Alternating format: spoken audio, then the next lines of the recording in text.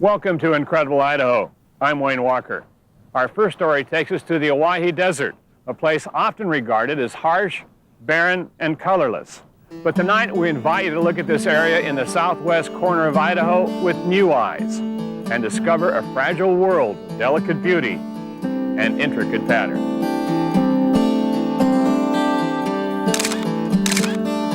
Look at the desert through the eyes of nature photographer Bill Mullins and you'll see the essence of the Owyees.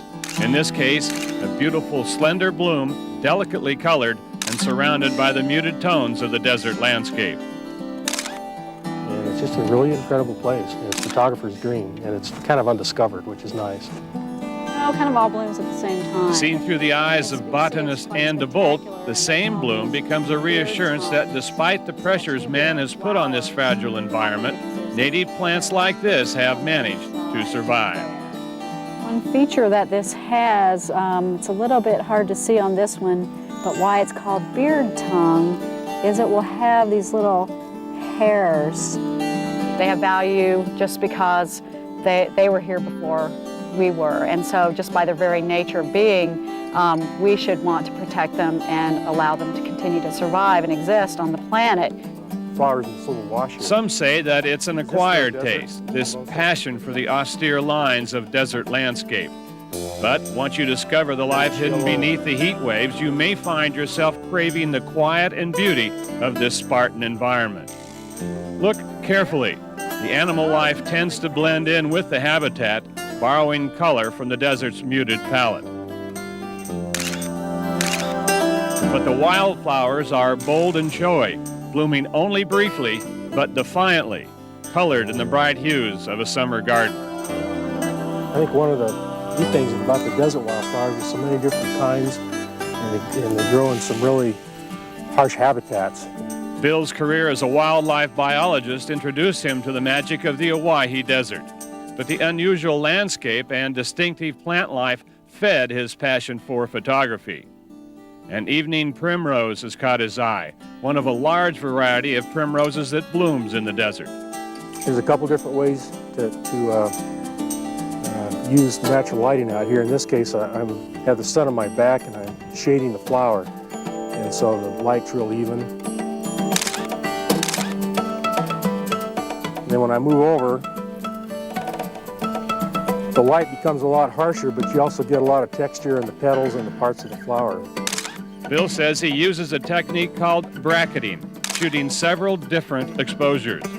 Some may be too dark, some too light, but there should be some shots that are right on.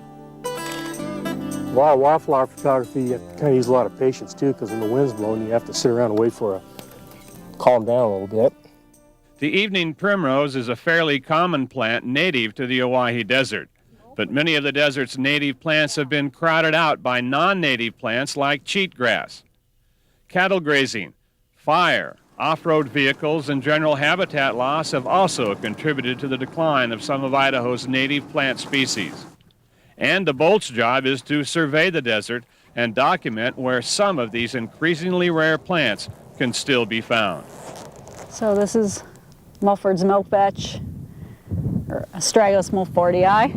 Is that like as big as they get? They can get, up to this tall, but out here in the Owyhee front they seem to be smaller. Here's another one.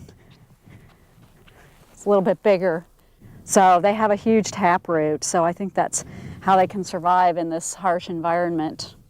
The roots of this plant are probably 5 feet long, reaching deep down into the arid earth to seek moisture. Now you can see tiny flowers and a pea-like fruit, but by midsummer this plant will dry up and become dormant, waiting out the harsh weather until it's awakened next spring by the soft desert rains. Some of the desert plant life is easily distinguishable, like the striking red Indian paintbrush, a partially parasitic plant. Here it entwines around a purple sage, tapping into its roots and poaching nutrients from the larger bush. But some plant life out here is more subtle. High up on this sandstone bluff, Ann has inventoried a rare species that most of us would easily overlook, perhaps not even recognizing it as a plant. Here's our little cowpie buckwheat. Starting to bloom, or?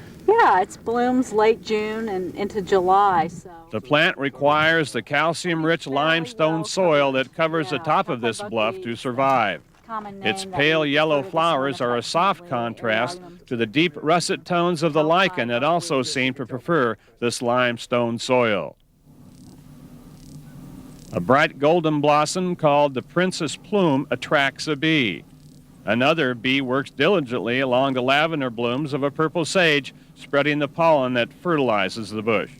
The scientific names of these colorful plants are almost as beautiful as the plants themselves, rolling off the tongue like Latin poetry. we've looked at Penstemon speciosus and Astragalus lentiginosus and this Townsendia florifer and Stanleya pinnata.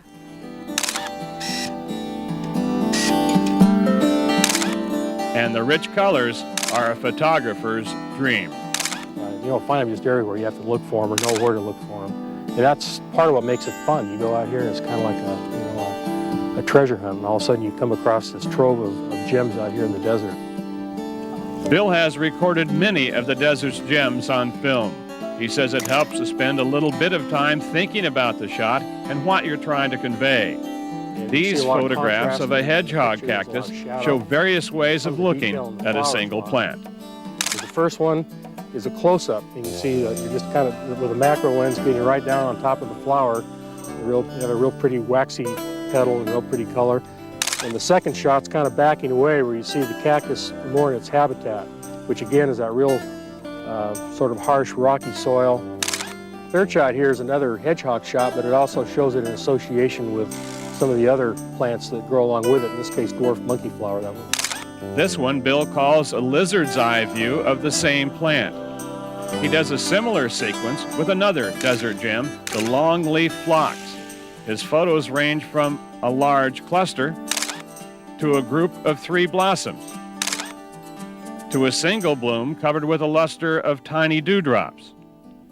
Bright sunlight and wind can make desert photography challenging, but Bill says you can be inventive with both. A lot of people tend to think that your light has to be over your shoulder when you're taking a picture, and actually shooting right into the sun, especially at sunrise or sunset, can be real effective. These shots of a sunflower were taken with a 400 millimeter lens. It has to be wide open to get the softened effect. Shooting into the sun also adds a golden glow to this phlox. But sometimes you can kind of do creative things with wind, and here's an example of a time exposure of about 2 seconds that's taken on some lupin. And the first shot is your lupin without wind, and the second one is your lupin on wind. And you get kind of a nice, almost a watercolor effect of the plants moving and sort of painting an image on the film. He suggests pulling other elements into your shots. The diagonal line formed by the branch makes this photograph of an Indian paintbrush more interesting. Close-ups of lichen fashion almost an abstract pattern on the rock. In the desert, it seems the closer you look, the more you see. There's a beautiful leopard lizard over here. Little pretty orange splotches on the side. They're usually pretty wary. I don't know if I can get very close or not, but I'm going to try to sneak in here and get a shot or two. I think the orange is for during the breeding season. Oh, he's beautiful.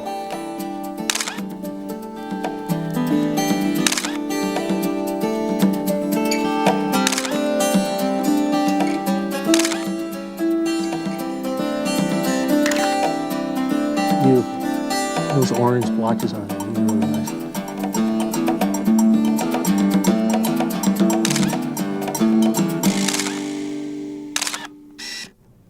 A word of advice for traveling in the desert is to stay on existing roads and trails. Now, this way, we can help preserve this fragile environment for all of us to enjoy.